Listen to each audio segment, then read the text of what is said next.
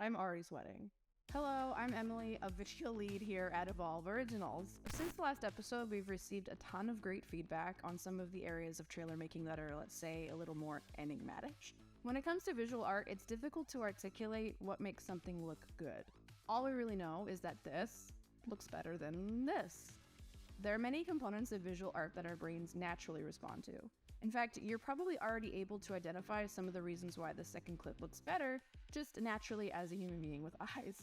But I won't give you a lecture on composition and appeal today. I will, however, take you through some tried and true techniques that we use to make even the most in development of footage look impactful, intriguing, and cinematic.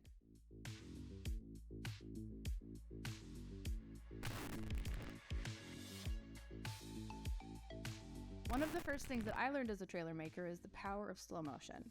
According to cinematographer Lawson Deming, slow motion is fascinating because mundane objects take on a completely different aspect when you observe them outside the bounds of normal perception. In other words, watching something in a way that we aren't naturally able to is fascinating.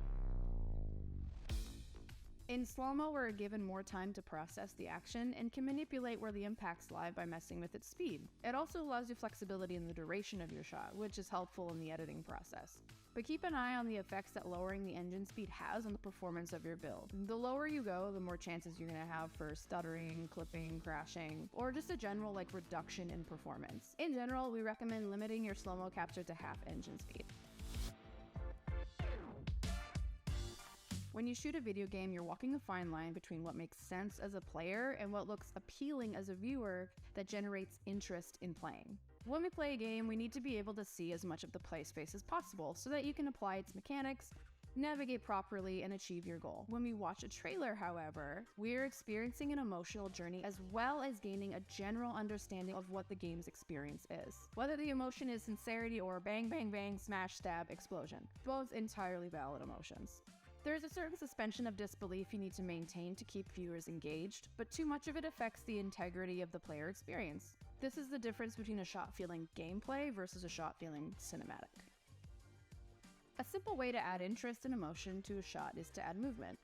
Experiment with movement on all axes, with rotation and without. Subtle pans, tilts, arcs, and so on all evoke different emotions. And you don't have to do this with a marketing camera. Faking it in post can be just as effective. Just remember to keep your camera movements slow and subtle. If a viewer can notice the technique being used, then it's not a technique, it's a disruption. We don't want to take people out of the little journey that we're sending them on with this trailer. On the flip side, as long as something works, it works. It doesn't matter how you got there, as long as it looks cool and serves a justifiable purpose.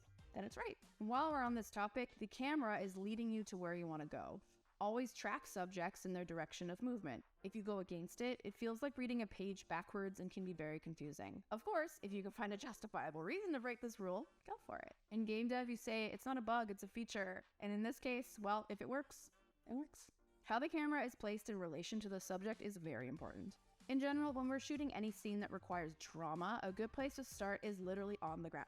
Placing the camera on the ground and tilting up gives us a bunch of good feelings about the scene. It makes the subjects look imposing and heroic, and it gives us a sense of realism by having the foreground and background align better with how we would naturally perceive them. Practically speaking, it allows us to use foreground elements to our advantage when creating scenes that require a lot of movement, like, I don't know, an epic battle.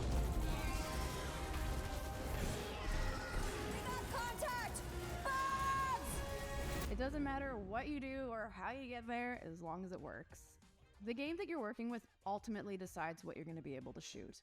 Over time, your instincts will develop to the point where you'll be able to look further ahead in your process to know what probably won't work and what will. Always remember these 3 pillars. What are we trying to communicate? To whom are we communicating it? Are we communicating it accurately and effectively? Keeping those 3 pillars in mind with every scene you shoot will train your brain over time to choose the right shots from the beginning. And if you run into an idea that you still need to rework for whatever reason, bringing it back to those 3 pillars will guarantee you get the right shot, just maybe not in the way that you initially imagined.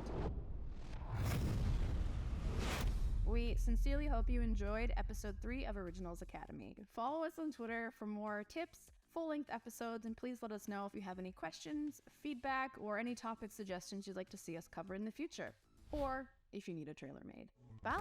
Here at Evolve, we do all sorts of things, and we can do those things for your video games. www.evolve-pr